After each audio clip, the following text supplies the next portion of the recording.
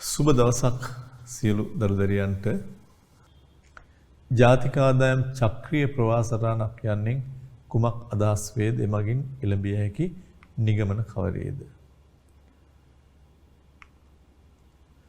නිෂ්පාදන ක්‍රියාවලිය තුලින් බිහිවෙන නිමැවුම් ආදායම් හා වියදම්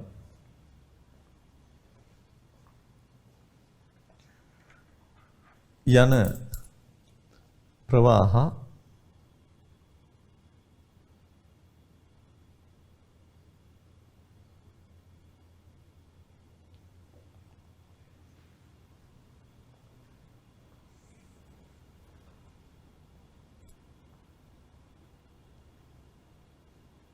කුටුම්බ හා නිෂ්පාදන අංශ අතර ගමන් කරන අඛණ්ඩ ක්‍රියාවලිය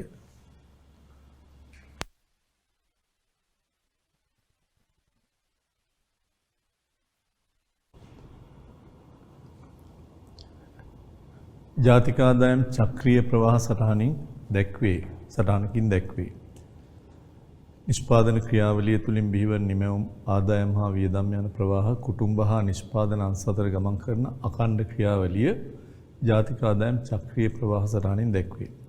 එමගින් රටක සමස්ත ආර්ථික ක්‍රියාවලිය කැටි කොට නිරූපණය කෙරේ. ඊළඟට ඒ චක්‍රීය ප්‍රවාහ සටහන එක එක පොත්වල එක එක ආකාර වලින් තියෙනවා. අපි පොදු ක්‍රමයකට ගියොත් කුටුම්බ අංශයෙන් සාධක එනවා. ආදායම් යනවා නිෂ්පාදන අංශයෙන් කුටුම්බ අංශයට. නිමැවුම යනවා නිෂ්පාදන අංශයෙන් කුටුම්බ අංශයට. ඒ සඳහා වියදම් කරනවා කුටුම්බය. මේකේ තියෙන මේ භූමිය ශ්‍රමයේ ප්‍රාග්ධනීය ව්‍යවසාය කියන ඒවා ගත්තොත් ඔබට අවශ්‍ය නම් අද ගන්න පුළුවන්. මේ දෙකම මූර්ත ප්‍රවාහ එකත් එක්ක අවුරුද්දක බහුවර්ණ ප්‍රශ්නයෙන් ඇහුවා. මේ ඇතුලේ තියෙන ප්‍රවාහ දෙක ගත්තොත් මූල්‍ය ප්‍රවාහ. මේ හැම එකක්ම අඛණ්ඩව නොකඩවා ගමන් කරන ප්‍රවාහ. ඒකේවට ප්‍රවාහ කියලා කියන්නේ. අපි අර නිගමනවල කිව්වේ මේ නිපදවපු භාණ්ඩ හා සේවාවලගේ රුපියල් මිලියන 10 ඒක සමාන වෙනවා ඒ නිමැවුම සඳහා සාධකයේ දෝපු සාධක හිමියන් ලැබපු ආදායමට. නැවත ඒක සමාන වෙනවා ඒව ගන්න දරන මුළු වියදමට. ඒ නිසා ප්‍රවේශ තුනක් බිහි වෙනවා නිමැවුම් ආදායම් හා වියදම් විදියට. ඒ තුනේම එකතුවත් සමානයි කියන එක තමයි අපේ නිගමනවල තියෙන්නේ. නිෂ්පාදන ප්‍රවාහයෙන් ආදායම් ප්‍රවාහයක්ද ආදායම් ප්‍රවාහයෙන් වියදම් ප්‍රවාහයක්ද බිහි වෙන බැවින් නිමැවුම් ආදායම් වියදම් අතර අන්තර් සම්බන්ධයක් තියෙනවා. සමස්ත නිෂ්පාදිතයේ තක්සේරු කරන්න ප්‍රවේශ තුනක් තියෙන බව. ඒ තුනේම එකතුව සමානයි. තුනම එකම දෙක පැතිකඩ තුනක් වටිනාකම් තුනක් කියන එකයි පෙන්눔 කිරීමක් කරන්නේ. ඒ තුනේම සමානත්වයේ තමයි තියෙන්නේ මේ සර්ව සමයි කියන ලකුණ.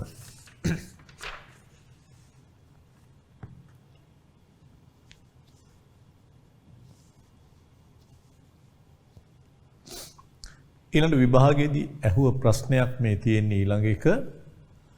කිසියම් රටක දලදේශීය නිෂ්පාදිතයේ මිනුම් කරන්න භාවිතා කරන ප්‍රවේශ තුන. දැන් අපි දැක්කා එකක් නිමැවුම් ප්‍රවේශය, අනිත් එක ආදායම් ප්‍රවේශය, අනිත් එක වියදම් ප්‍රවේශය.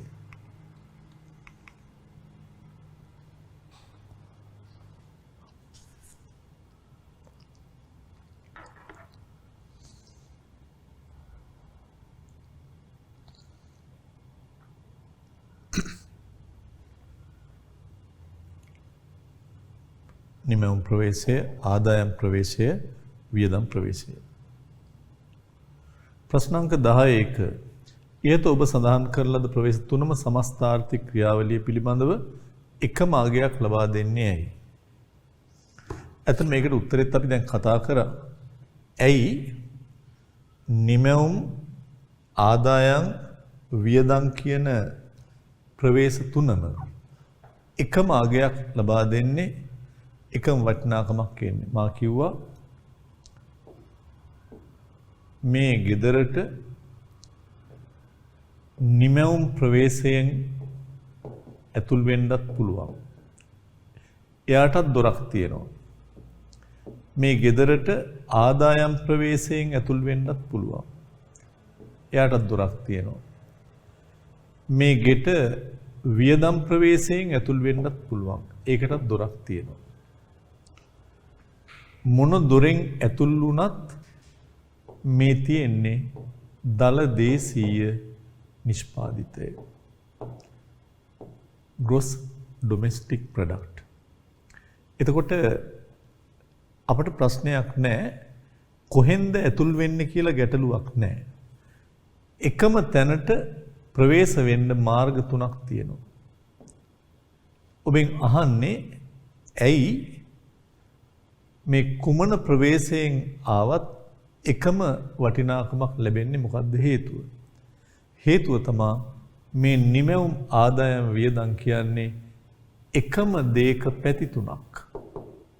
එකම දෙයක පැතිකඩ තුනක්. එකම දෙයක් දෙස බලන ආකාර තුනක්. එකම පිළිතුර ලැබෙන්න පුළුවන් ක්‍රම තුනක්, විදි තුනක්. නිමැවුම් ප්‍රවේශයෙන් නිෂ්පාදිතයේ වටිනාකම පැත්තට එන්නේ. ආදායම් ප්‍රවේශයෙන් එන්නේ නිමැවුම සඳහා භාවිතා කරපු සාධක හිමියන්ට ලැබුණු සාධක ආදායම් වල එකතුව පැත්ත. වියදම් පැත්තට එන්නේ ඒ නිමැවුම ගන්න මේ සාධක හිමියෝ වියදම් කරපු පැත්ත.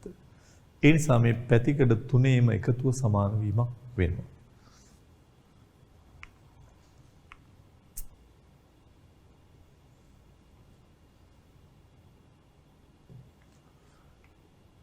උත්තරේ නිෂ්පාදන ආදායම් වියදම් ප්‍රවේශ පිළිඹු කරනුයි එකම ක්‍රියාවලියක විවිධ පැතිකඩ තුනකි.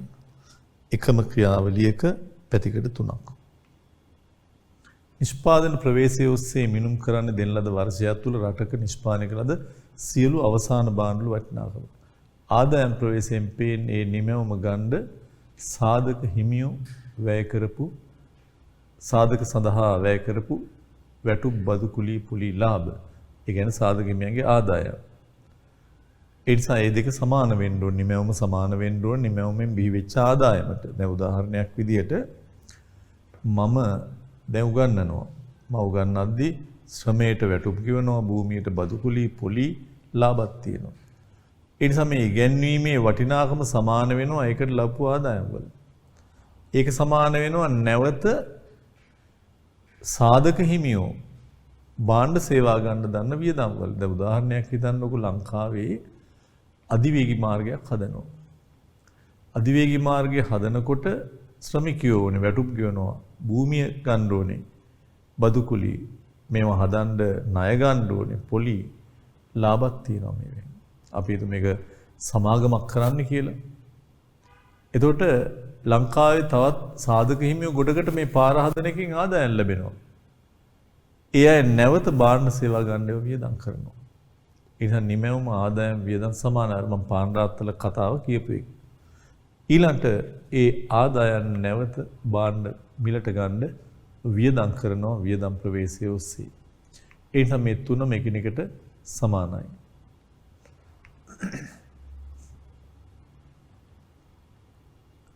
එකුලහේ එක නිදසුන් දෙමින් පහත සංකල්ප අතර වෙනස දක්වන්න ප්‍රාථමික යෙදවුම් හා අතරමැදි යෙදවුම්.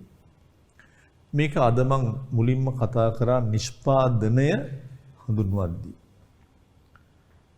නිෂ්පාදනය කියන එක හඳුන්වද්දී අපි කතා කරා මේ ප්‍රාථමික යෙදවුම් හා අතරමැදි යෙදවුම් භාවිතා කරමින් අපි කුමන හෝ භාණ්ඩයක් හෝ සේවයක් බිහි කරනවා නම් ඒක නිෂ්පාදනයක් කියලා. එතකොට ප්‍රාථමික යෙදවුම් කියන්නේ දැන් අපි ගත්තොත් බේකරියක පාන් නිෂ්පාදනය ගත්තොත් මේකට ශ්‍රමිකයෝ ඕනේ. භූමිය ඕනේ. ස්වභාව ධර්මයෙන් ලැබෙන වාතය, ජලය මේව ඕනේ. ඒ වගේම ගොඩ නැගිලි වගේ දේවල් ඕනේ. තව මොනවා හරි උඳුන් වෙනත් පාන් පුලුස්සන මැෂින්, ඒ කියන්නේ ප්‍රාග්ධනය. ඒත් එක්කම මේකේ කවුරු හරි මේ සාධක එකතු කරලා තීරණ ගන්න ඕනේ. ව්‍යවසායකත්වයක් ඕනේ. ඒ නිසා මේ පාන් නිෂ්පාදනයේට අපි ශ්‍රමයේ, භූමිය, ප්‍රාග්ධනයේ, ව්‍යවසාය භාවිතා කරනවා. ඒක ප්‍රාථමික යෙදවීම. නමුත් ශ්‍රමිකයෝ ඉඳලා යන්ත්‍ර තිබිලා, ගොඩනැගිලි තිබිලා, ස්වභාව ධර්මයේ තියෙන ඒවා තිබ්බට මදි. පාන් පුලුස්සන්න පිටි ඕනේ. පාන් වලට ඊස්ට් ඕනේ. තවත් මොනවා හරි රසකාරක අවශ්‍ය වෙනවා. සීනි වගේ දේවල් වෙන්න පුළුවන්, වෙනත් දේවල්. මේවා අතරමැදි යෙදවුම්. පාන් පිලිස්සුවාට පස්සේ මේ ටික ඔක්කොම පාන් රාත්තල ඇතුලේ තියෙනවා. අන්තර්ගතයි. ඒ නිසා නිෂ්පාදන ක්‍රියාවලිය ඉවරයි. පාන් බවට පත් වෙලා. හැබැයි මේවා නෑ. පාන් බවට පත් වුණාට පස්සේ මේවා ඉවරයි. ඒ නිසා අතරමැදි යෙදවීම කියන්නේ නිෂ්පාදනයක් සඳහා භාවිතා කරන නිෂ්පාදිතය තුල මුළුමනින්ම ගැබ් වෙලා තියෙන ඒවා. දැන් ගොඩනැගිල්ලක් ඇතුලේ සිමෙන්ති, වැලි, කළුගල් ඔක්කොම තියෙනවා. ඒ නිසා හැම වෙලාවකම මතක තියාගන්න ඕනේ ප්‍රාථමික යෙදවීම කියලා කියන්නේ නිෂ්පාදන ක්‍රියාවලියට යොදා ගැනීම භූමිය, ශ්‍රමය, ප්‍රාග්ධනය, ව්‍යවසායකත්වය වගේ යෙදවීම්. ඒවා නිෂ්පාදන ක්‍රියාවලියක් තුල එකතු කලාගයක් ජනිත කරන්න භාවිතා කරන දේවල් කියලා කියන්නේ. එකතු කලාගයක් කියන්නේ මේ පාන් කියන නිෂ්පාදනය තුල ශ්‍රමයට අපි වැටුප් ගෙවනවා, භූමියට බදු කුලී මේවා. ඒ නිසා හැම වෙලාවකදීම ප්‍රාථමික යෙදවීම් කියලා අපි හඳුන්වන්නේ මොනවා හරි එකතු කලාගයක් බිහි කිරීම සඳහා භාවිතා කරන මේ ටික. අතරමැදි යෙදවීම් කියලා ගන්නෙ නිෂ්පාදනය සඳහා ඒත් භාවිතා කරනවා. හැබැයි ඒවා ඒ නිෂ්පාදන ක්‍රියාවලියෙන් පස්සේ නිමැවුම ආවට පස්සේ තවදුරටත් ඉතුරු වෙන්නේ නැහැ. ඒවා ගොඩක් වෙනත් නිෂ්පාදනයකින් ගන්න දේවල්. දැන් උදාහරණයක් පිටි ගන්න පිටි නිපදවන තැනකින්. ඊස්ට් ගන්න ඊස්ට් නිපදවන තැනකින්. හැබැයි මේවා බාහිරව පිටතින් සාධක විදියට ගන්න දේවල්. නිෂ්පාදන ක්‍රියාවලියක් තුල එකතු කලාගයක් ජනිත කිරීමට සමත් වන. එකතු කලාගය ගැන පුළුල් අපි ඉස්සරහට කතා කරනවා. යෙදවීම් ප්‍රාථමික යෙදවීම් ලෙස හැඳින්වන නිෂ්පාදන ක්‍රියාවලියට යොදා ගැනීම භූමිය, ශ්‍රමය, ප්‍රාග්ධනය, ව්‍යවසායකත්වය යනාදී සාධක ප්‍රාථමික යෙදවීම් වේ. නිෂ්පාදන ක්‍රියාවලියක් තුළ එකතු කළ වටිනාකම් බිහි නොකරන නිෂ්පාදන ක්‍රියාවලිය තුළ භාවිතයේ සමගම අවසන් වන දෑ අතරමැදි යෙදවීම් වෙනවා. මෙම නිෂ්පාදන ක්‍රියාවලියට පිටතින් මිලට ගනු ලබන භාණ්ඩ හා සේවා.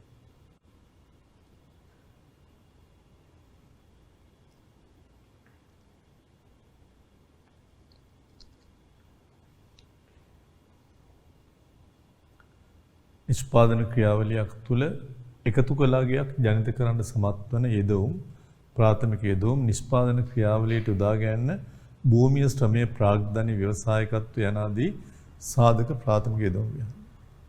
ඊළඟට ඇඟලුම් ව්‍යාපාරයක අතරමැදි යෙදවීම් වන්නේ රෙදි, නූල්, බොත්තම්, ලිපි ද්‍රව්‍ය ඒවා.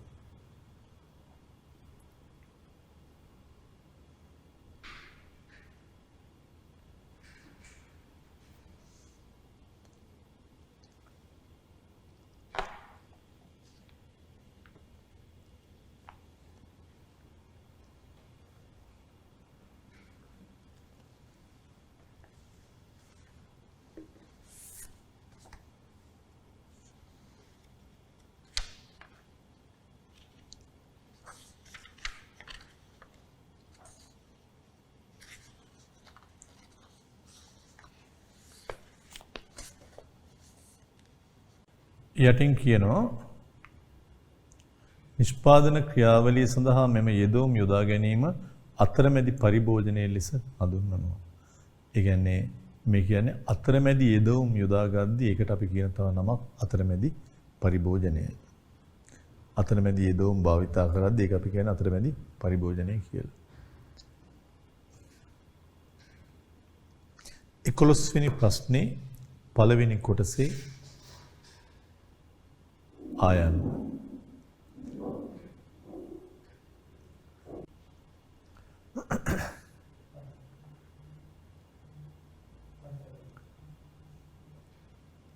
එකොළොස්වෙනි ප්‍රශ්නේ පළවෙනි කොටසේ ආයන්න දල නිමැවුමේ වටිනාකම සහ දල එකතු කළ වටිනාකම.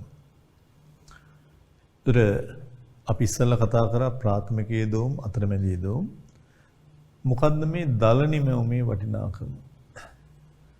දල නිමැවුමේ වටිනාකම කියලා අපි හැම වෙලාවෙම කතා කරන්නේ ආර්ථිකයක නිපදවන ලද භාණ්ඩ හා සේවාවල මුළු වටිනාකම. ආර්ථිකයක් තුළ නිපදවන ලද භාණ්ඩ හා සේවාවල සමස්ත වටිනාකම. එහෙම නැත්නම් නිෂ්පාදන ක්‍රියාවලිය තුලින් බිහිවෙන භාණ්ඩ හා සේවාවල මූල්‍යමය වටිනාකම. දල නිමැවුමේ වටිනාකම කියන්නේ යම් කාල පරිච්ඡේදයක් තුල ආර්ථිකයේ එහෙම නැත්නම් අපි කියන විදිහට නම් යම් කාල පරිච්ඡේදයක් තුල ඒ ආර්ථිකයේ තියෙන නේවාසික ඒක්ක විසින් නිපදවන ලද භාණ්ඩ හා සේවාවල වටිනාකම. එහෙම නැත්නම් නිෂ්පාදන ක්‍රියාවලියෙන් බිහිවෙන මුළු නිමැවුමේ වටිනාකම.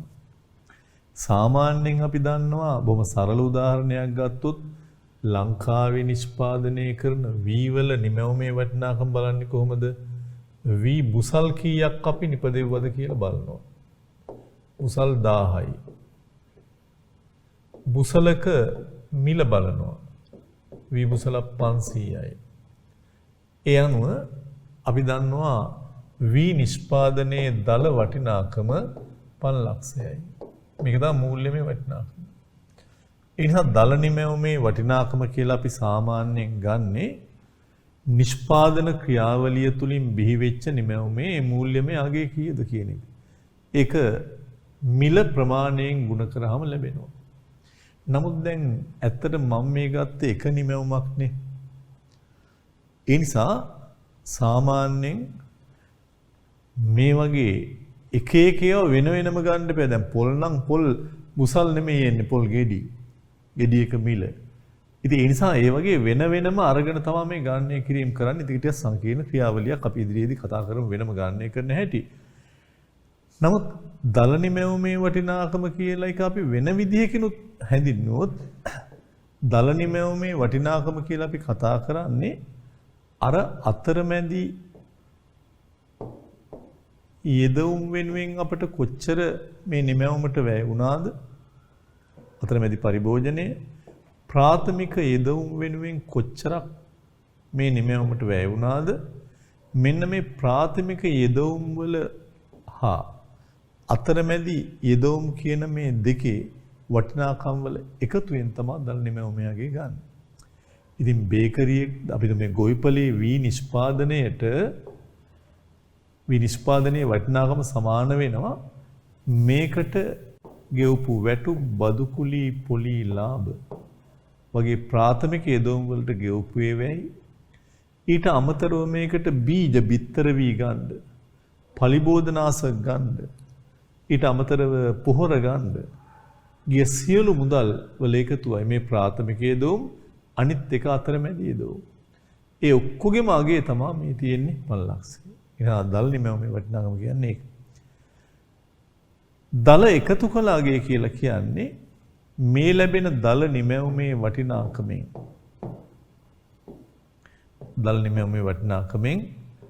අඩු කරන්න වෙනවා අතරමැදි පරිභෝජනය.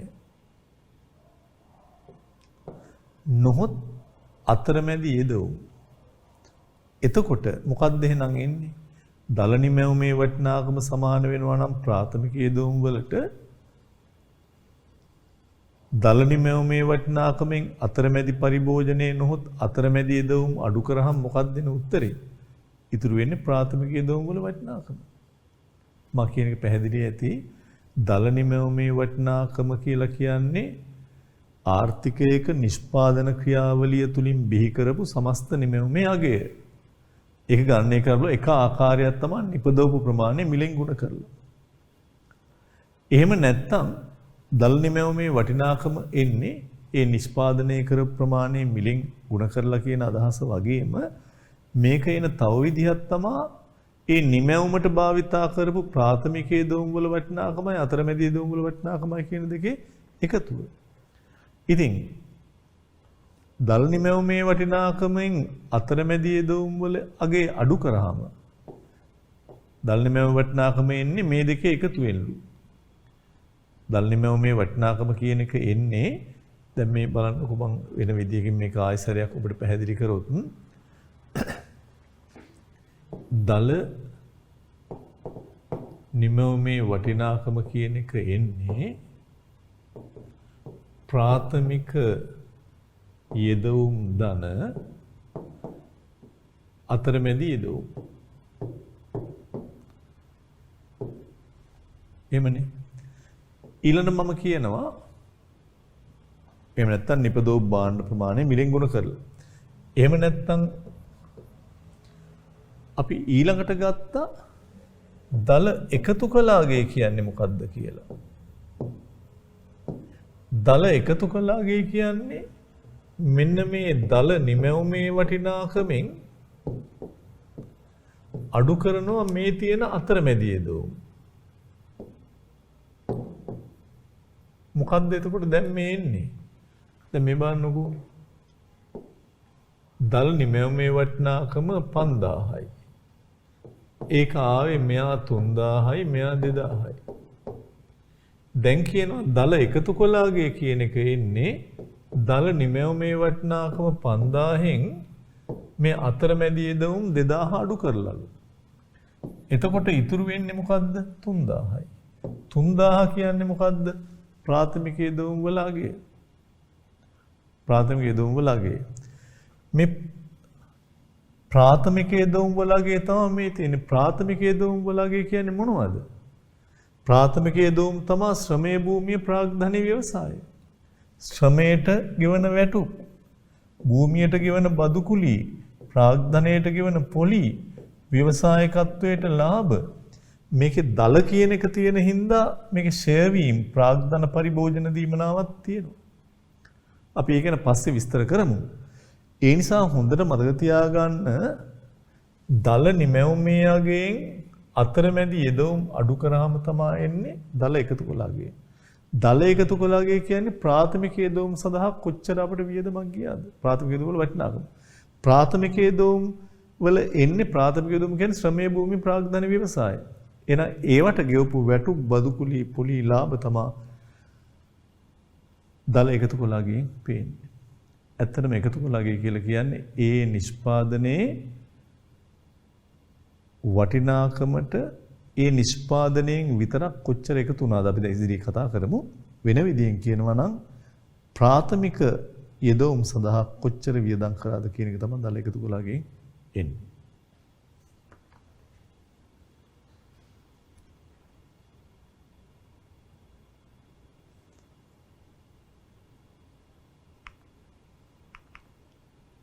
නිෂ්පාදන ක්‍රියාවලිය මගින් බිහි වෙන භාණ්ඩ හා සේවාවල මූල්‍යමය වටිනාකම දල නිමැවුමේ අගය. දල වටිනාකමේ නිෂ්පාදන ක්‍රියාවලිය සඳහා යොදාගෙන අතරමැදි යෙදවුම් වටිනාකම ප්‍රාථමික යෙදවුම් වටිනාකම යන දෙකම ඇතුළත්. මේ දල වටිනාකමක් ලෙස සැලකෙනුයේ නිෂ්පාදන ක්‍රියාවලිය සඳහා උපයෝජනය කරගනු ලබන ප්‍රාග්ධන වත්කම් වල පරිභෝජනය. එහි ඇතුළත් බැවින් කියන්නේ සේවීනුත් තියෙන හින්දා. නිෂ්පාදන ක්‍රියාවලිය මගින් බිහිවන භාණ්ඩ හා සේවාවල මූල්‍යමය වටිනාකම. නිෂ්පාදන ක්‍රියාවලිය මගින් බිහිවන භාණ්ඩ හා සේවාවල මූල්‍යමය වටිනාකම නිමැවුමේ දල වටිනාකම යන්නේ අදහස් වේ.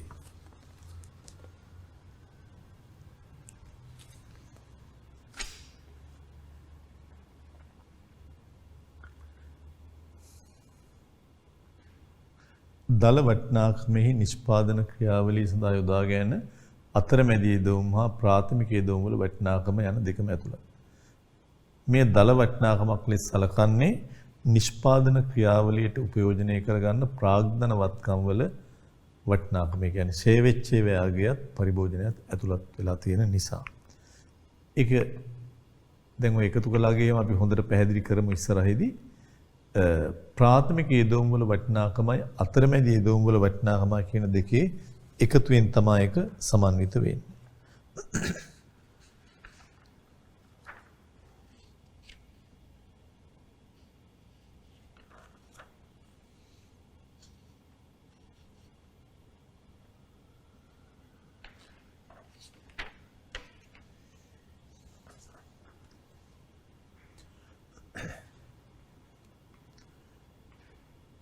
මිල වැඩි කිරීම ප්‍රමාණය ගත්තත් වරදක් නැහැ. හැබැයි ඒකේ තනිව මිල ප්‍රමාණයෙන් වැඩි කිරීමට අපහසු කාර්යයක්.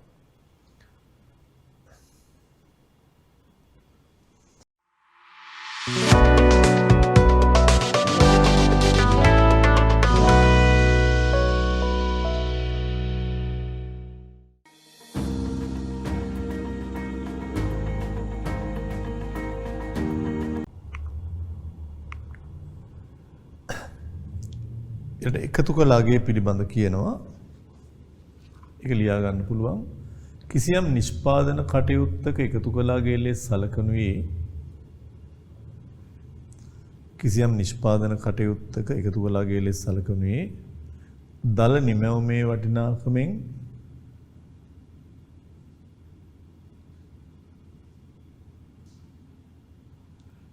එම නිමැවුම නිෂ්පාදනය කිරීම සඳහා එම නිමැවුම නිෂ්පාදනය කිරීම සඳහා වෙනත් නිෂ්පාදකයන්ගෙන් මිලදීගත් යෙදවුම් වල වටිනාකම. ඒ කියන්නේ අතරමැදි පරිභෝජනය අඩු කළ විට ලැබෙන අගය.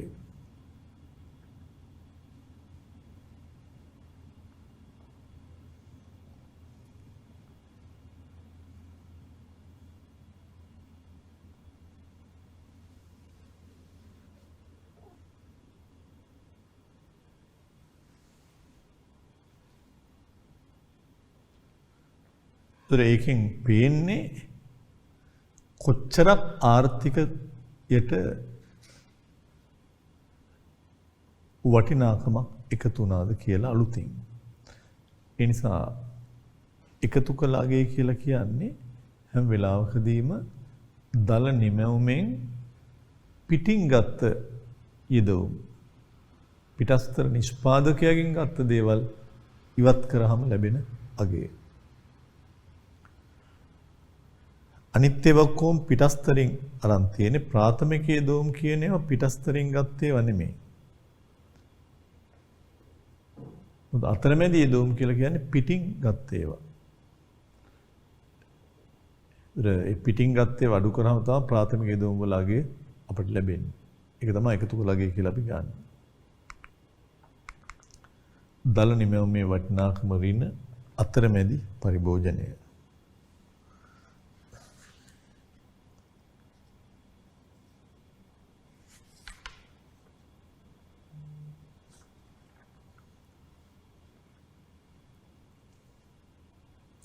දල නිමැවුමේ වටිනාකම ඍණ අතරමැදි පරිභෝජනය.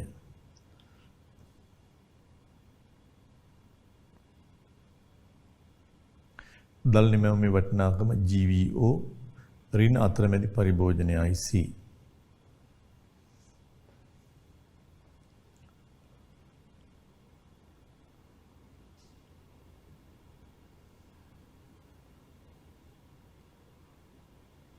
යටින් කියනවා එක් ආයතනයේ විසින් මේක මම හිතනවා ඔබ ලියා ගන්න ඇති කියලා. මේ තමයි එක් ආයතනයේ විසින් බිහි කරපු දායකත්වය. ඒවත් එකතු කළාගේ ගණනය කර සියලු නිෂ්පාදන ක්‍රියාකාරකම් වල එකතු කළාගේ යන එකට එකතු කරාම ආර්ථිකයේ මුළු නිමැවුමේ අගය ඇස්තමේන්තු කරන්න පුළුවන්. දැන් මේ ගණනය කිරීම ගැන මම කියලා දෙන්නම්. මේ අපි කෙටියෙන් එන ආකාරයේ සූත්‍රය තමයි ඉස්සෙල්ලා මම ඔබට පැහැදිලි කිරීමක් කරේ. මුළු නිමැවුම පිළිබඳ මේ මිනුම දල එකතු කළාගේ කියලා අපි හැඳින්වීමක් කරනවා.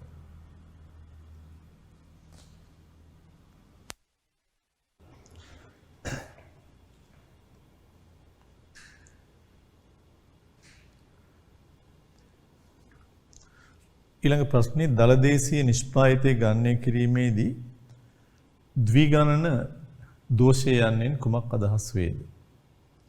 Double counting ද්විගණන දෝෂය. අපි මේකට අදාළ සියලු කොටස් පිළිබඳව අපට පැහැදිලි කිරීමක් අපි නිදසුනක් ඇසුරෙන් කතා කරමු.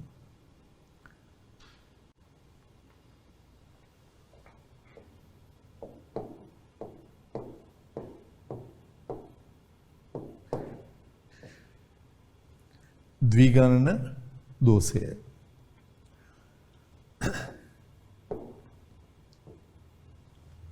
අපි එක නිදසුනක් ගත්තොත් අපි ගන්නවා එක නිෂ්පාදනයක අදියර කීපයක්. ගොවිපලක වී නිෂ්පාදනය ඊළඟට වී මූලක සහල් නිෂ්පාදනය ගොවිපලක වී නිෂ්පාදනය වී මූලක සහල් නිෂ්පාදනය ඊළඟට වෙළඳ සැලක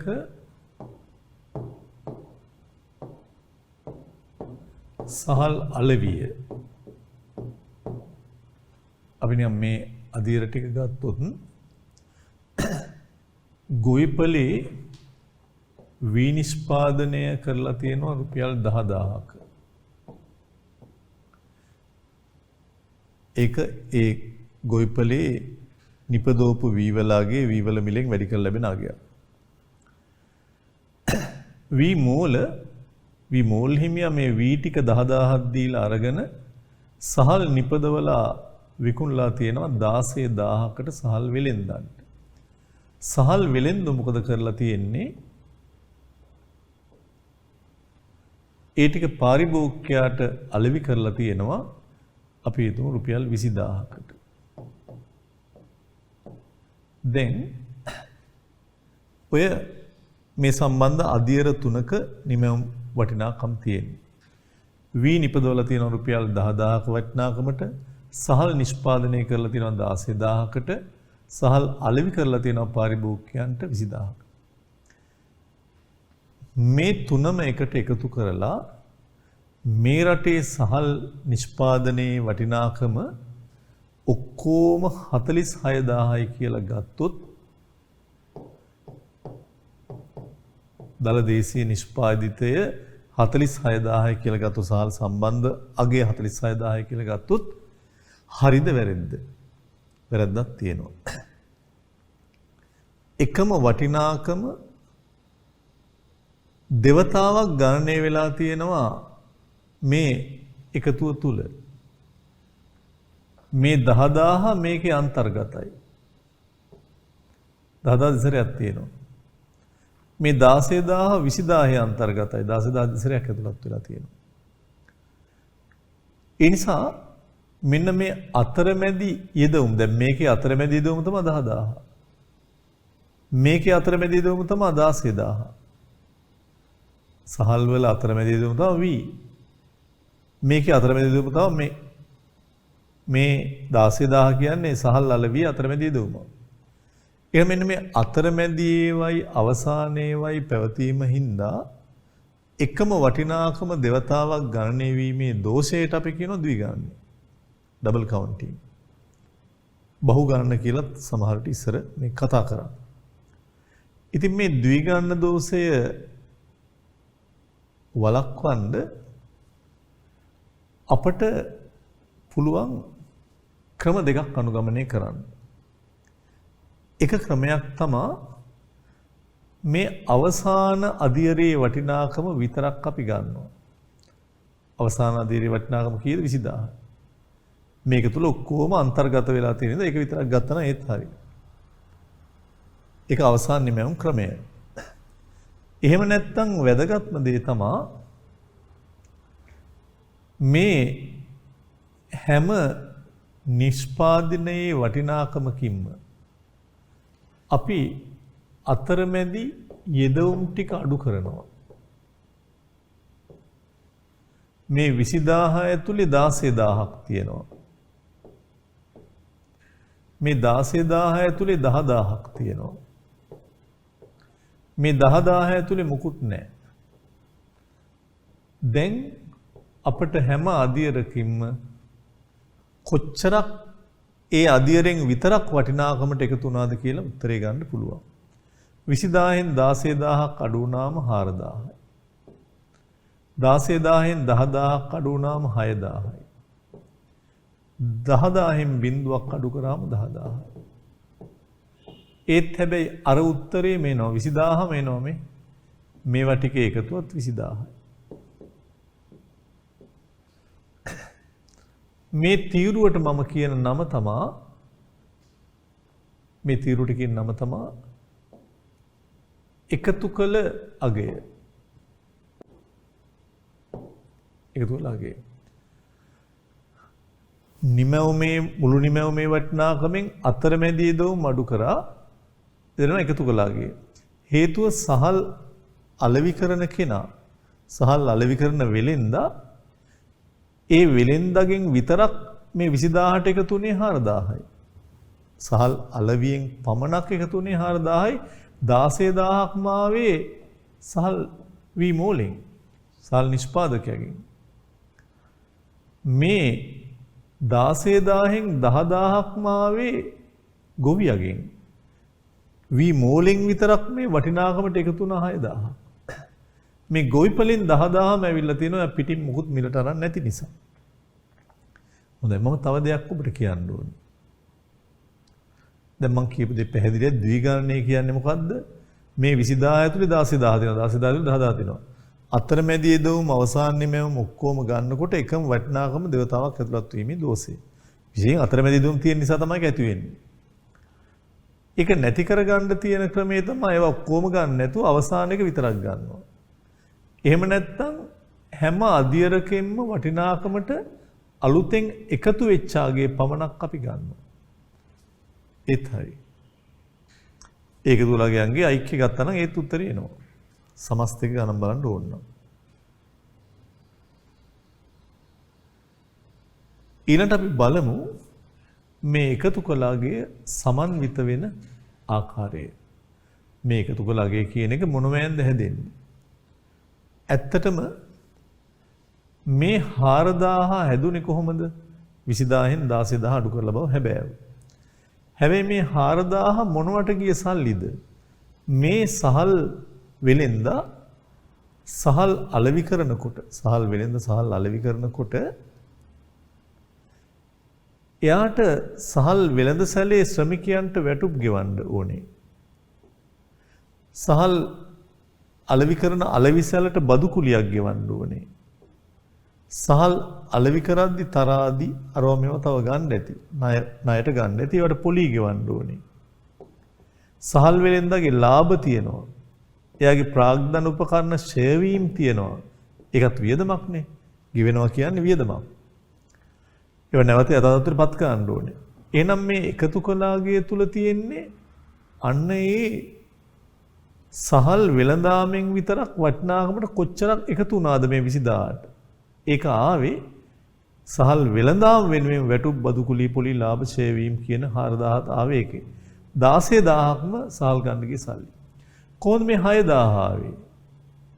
6000 ආවෙත් මේ වීමෝල් හිමියා සහල් වීමෝල් හිමියා වී නිෂ්පාදකයාගෙන් ගොවියගෙන් වී ගත්තට පස්සේ වී මෝලේ වී සහල් බවට පත්කරන්න ශ්‍රමිකයන්ට වැටුප් ගෙවන්න ඇති. මෝල මැෂින් එකක්. ඒකට ණයට ගත්තා නම් පොලි ගෙවන්න ඇත්. තමන්ගේ එකක් නම් ඒත් සල්ලි යොදලා තියෙනවා. අහිමි වෙන පොලිය. ඒ භූමියට බදු කුලී ගෙවන්න ඇති ලාභ සේවීම ඇතියාගේ. විනිෂ්පාදනය එකතු වෙච්ච 10000 තුලත් වැටුප් බදු කුලී පොලි ලාභ සේවීම තියෙනවා. ඒ නිසා හොඳට මතක තියාගන්න එකතු කළාගේ එන ක්‍රම දෙකක් තියෙනවා. එක්කෝ ඒ නිමැවුම් අධියරේ වටිනාකමෙන් අතරමැදි යෙදවුම් අඩු කරාම එනවා. එහෙම නැත්නම් ඒ නිෂ්පාදන කටයුත්ත ඒ අධියරේ නිෂ්පාදන ක්‍රියාවලියට භාවිතා කරපු මෙන්න මේ ප්‍රාථමික යෙදවුම් වෙනුවෙන් කරපු ගෙවීම් වල එකතුව වැටුප් බදු කුලී පොලි ලාභ කියන එක පැහැදිලි නේද? ඔය ඕනම ක්‍රමයකින් මේ එකතු කළාගේ ගණන් බලන්න පුළුවන්. ඇත්තටම දැන් මේක මේ භාණ්ඩයක්නේ. ආපන ශාලාවක් ගන්නකෝ. ආපන ශාලාවක කොහොමද ඔබ එකතු කළාගේ ගන්නෙ?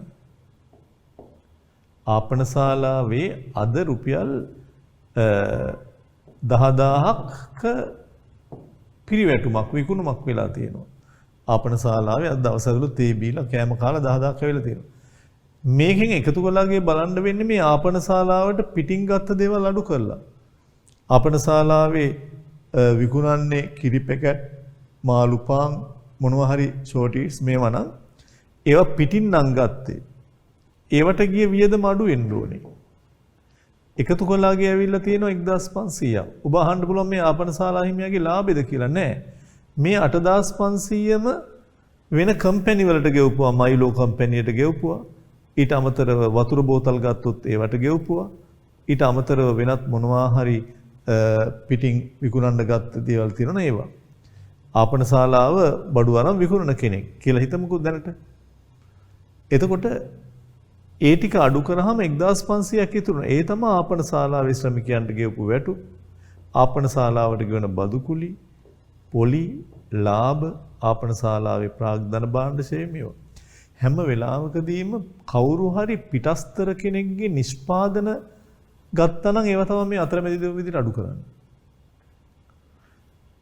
දැන් බුදන්ව ගොඩනැගිල්ලක් හදද්දී පිටස්තරෙන් ගඩොල් ගන්නවා, සිමෙන්ති ගන්නවා. ඒවා වෙනත් නිෂ්පාදක.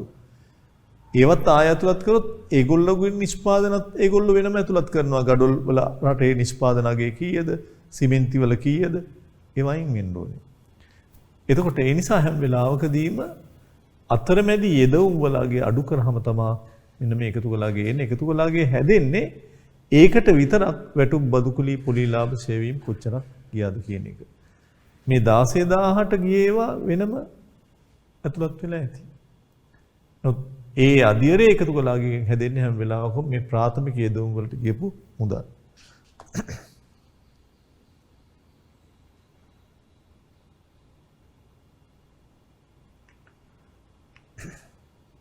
ද්විගන්න දෝෂය යනු ජාතික ගිණුම් සම්පාදනයේදී ගිණුම් කරන්නේදී එකම නිමැවුමයාගේ නිෂ්පාදනයේ විවිධ අවදීන් පසු කරන විට එක වරකට වඩා එකතු කිරීම. එකම නිමැවුමයාගේ නිෂ්පාදනයේ විවිධ අවදීන් පසු කරන විට එක වරකට වඩා හෝ දෙවරක් එකතු කිරීම.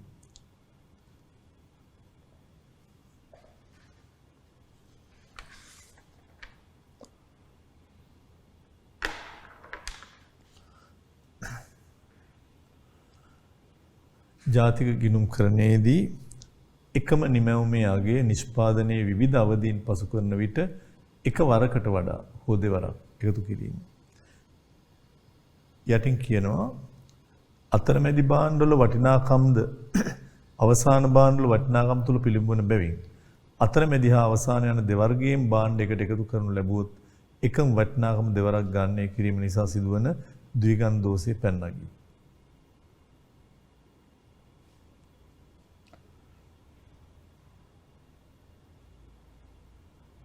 දෙවරක් ගන්න එක නිසා ද්විගන් දෝෂය පැනනගී. ද්විගන් දෝෂය නිසා ජාතික ගිණුම් කරණයේ අධි තක්සේරුවක් හට ගන්නවා. ඕවැලි වෙනවා. ඊළඟට අහනවා ද්විගන් දෝෂය නිවැරදි කරන්න මොකද කරන්නේ? නිදසුන් ඇසුරින් කියන්නේ. එහෙනම් ක්‍රම දෙකක් තියෙනවා. එයක් අවසාන නිෂ්පාදිතය මත බලන්න තියෙනවා. අතරමැදි භාණ්ඩ සේවා බැහැර කරලා බලනවා. එකතු කළාගේ මත අතරමැදි අවසාන වශයෙන් බෙදීමක් නොකොට සියලු ඵලදායී ක්‍රියා ආශ්‍රිතව බිහිවන එකතු කළ වටිනාකම් එකතු කරනවා. අපි දැන් ඒකත් කතා කරා. එකක් අවසාන නිෂ්පාදිතයේ මත අනිත් එකතුලගේ මත. මේ උදාහරණයෙන් අපි මේ කොටස තවත් පැහැදිලි කරගමු. කමිස නිෂ්පාදනය කරන්න අදාළ නිෂ්පාදන ක්‍රියාවලියක් පිළිබඳ කල්පිත උදාහරණයක් තියෙනවා. කපු වගා කිරීම. එවෙන් නූල් හදා ගන්නවා.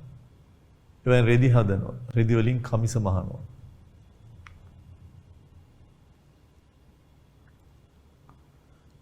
මේකේ මේ නිදසුන ඔබට ගත්තොත් පෙනේ කපු වගා කරන ගොවියා 150ක කපු වටිනාකමක් බිහි වෙනවා. ඒක අරගෙන රෙදි නිපදවනවා. රෙදි අරන් කමිස මහනවා. කමිස විකුණනවා සිල්ලර වෙලෙන්දට. එතකොට මෙයාගේ යෙදවුම් මෙයා අරගෙන තමයි මේවා නිපදවලා තියෙන්නේ. මෙයාගේ යෙදවුම් මෙතෙන්ට අරන් තියෙනවා. මෙයාගේ යෙදවුම් මෙතෙන්ට අරන්. ඒතර මේ දලනි මෙයාගෙන් අතරමැදි පරිභෝජනය අඩු කරාම එකතු කළාගේ එනවා. දැන් අවසානයේ මේ වටිනාකම 1000යි ඔබට පේනවා ඇති. ඒක තමයි මේක. ඒ වගේම දලනි මෙවුම් වල එකතු කළාගේ ගත්තොත් දලනි මෙවුමේ වටිනාකම් ටික ඔක්කොම එකතු කරා නම් මේකේ එන්නේ 2450යි.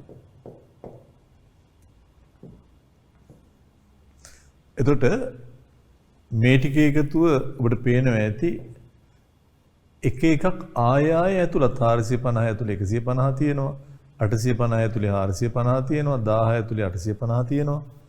ඒ නිසා මුලින් අපි හඳුන්වපු ආකාරයට හැම වෙලාවකම මේ එකම වටිනාකම දෙවතාවක් කීප වතාවක් ගණනය කිරීම හේතු කොටගෙන මේ දල්නිමේ වටිනාකම් පදනම් කරන ගණනය කරොත් එකම අගයේ කීප සැරයක් ගන්නීමේ දෝෂය. ඒ නිසා තමයි අපි එකතු කළාගයන් ටික අරගෙන එක්කෝ ඒකේ අයික්‍ය ගන්නවා. එහෙම නැත්නම් අවසානයේ මේ වටිනාකම ගන්නවා 1000. ඔය එකත් හරි මේකත් අවසානයේ මේ වටිනාකම. එහෙම නැත්නම් මේ ටිකේ එකතුලාගයන්ගේ එකතුව ගත්තොත් ඒ 1000යි. මෙතනින් නෙමෙයි ඇත්තටම මේක එන්නේ. මේ ටික ඔක්කොම එකතු කරා නම් 2450ක් වෙනවා. ඒතර ඩබල් කවුන්ට් වෙලා එකම දේ කීප සැරයක් ගන්න වෙනවා. වෙන වෙනම අධියර තියෙන නිසා ඒව නැවත එකතු කරොත් තමයි මුළු වගේ වැඩිවීමක් වෙන්නේ. දැන් මම හිතනවා ඔබ මේක ලියා ගන්න ඇති. යටින් ලියන්න.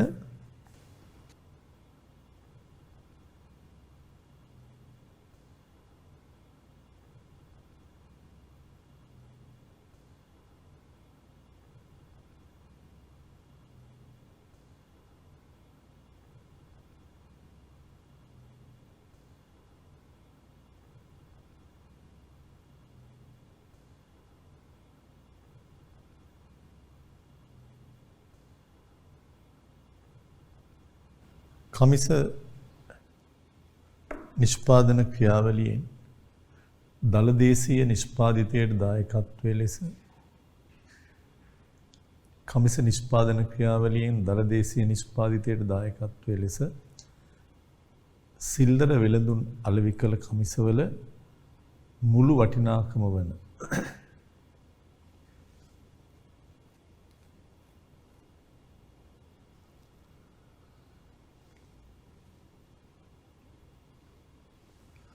රුපියල් 1000 හෝ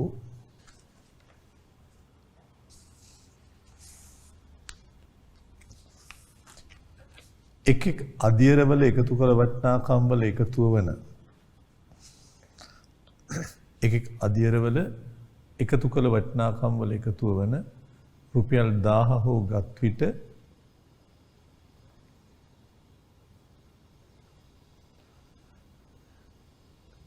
ද්විගණන දෝෂ වළක්වා ගත හැකිය.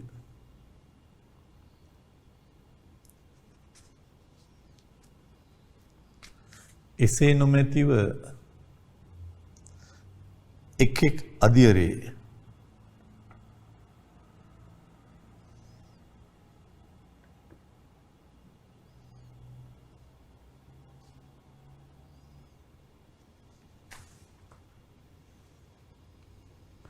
එක් අධියරේ කියන්නේ කර්මාන්තයේ දල නිමැවුමේ වටිනාකම් වල එකතුව වන රුපියල් 2450 දලදේශීය නිෂ්පාදිතයට දායකත්වයට ලෙස ගත් විට ද්විගන්න දෝෂය හටගනී.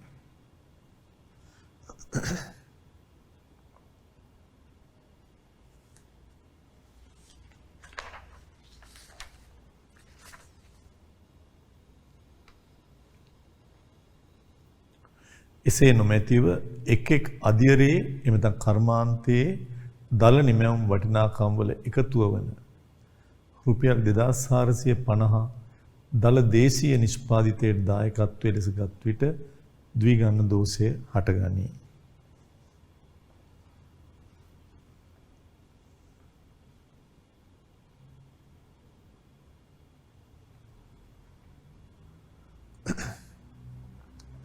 ඊට ප්‍රශ්නේ අවසාන කොටස ඔබෙන් අහනවා එකතු කළ වටිනාකම ගණනය කළ හැකි විකල්ප ප්‍රවේශ කවරේද කියලා.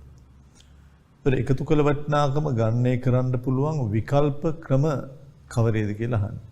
දැන් ඇත්තටම මම මේ විකල්ප ක්‍රම මීට පෙර කතා කරා ඔබට පේනවද? එක ක්‍රමයක් තමයි මේ දල නිමැවුමේයගෙන් යෙදවුම් අඩු කරලා එන ගාන 20000න් 14000යි. එක්ක එහෙම. එහෙම නැත්නම් මේ 4000 කියන්නේ ඇත්තටම මේ සහල් වෙලෙන්දා ඒ සහල් වෙළඳාමට කොච්චරක් වැටුප් බදු කුලී පොලී ලාභ ෂේවීම් ගෙව්වද? මේ 16000න් 10000 ගියාම 6000 ඇවිල්ලා තියෙන්නේ වීමෝලේ සහල් නිපදවන්න ශ්‍රමිකයන්ට වැටුප් බදුකුලි පොලි ලාභ ෂේවීම් වල එකතු. ඒ නිසා හොඳට මතක තියාගන්න ක්‍රම දෙකක් තියෙනවා. එක්කෝ 20000න් 16000 අඩු කරලා 4000 එනවා.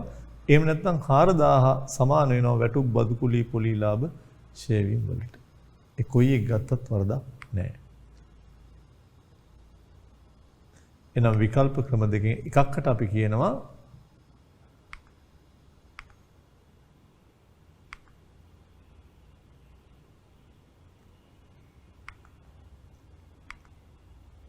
නිමැවුම් මූලාශ්‍ර පදනම් මත එකතු කරලාගේ ගණනය කිරීම.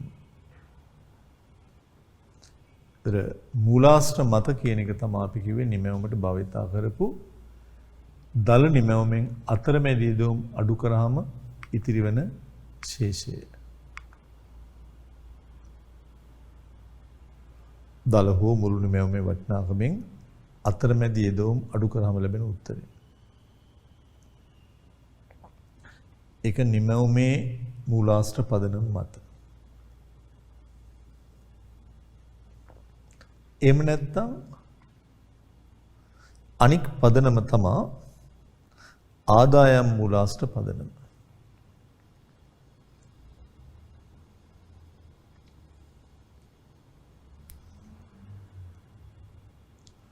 නිමැවුම් මූලාශ්‍ර පදනම දෙවෙනි එක ආදායම් මූලාශ්‍ර පදනම. මේක ඔබ ලියා ගන්න ඇති මුළු නිමැවුමේ අගෙන් අතරමැදි දොම් අඩු කරනවා. ආදායම් මූලාශ්‍ර පදනම වැටුප් බදු කුලී පොලී ලාභ හා ස්ථාවර ප්‍රාග්ධන පරිභෝජනය කියන්නේ ෂේවීම්.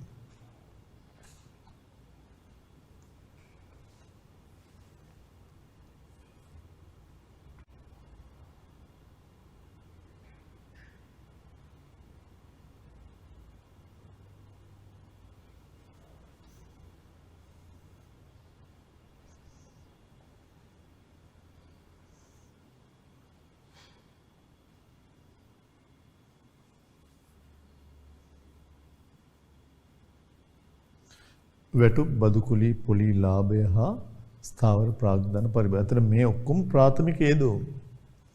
මේ ඔක්කොම ප්‍රාථමික යෙදවුම් සම්බන්ධයෙන් තියෙන ඒවා. එකතු කරලාගේ කියන්නේ නැත්නම් ප්‍රාථමික යෙදවුම් වල අගේ. හොඳයි. එහෙමනම් අපි ඔතනින් මේ කොටස සමාර කරමු. ඔබ සැමට සුබ දවසක්.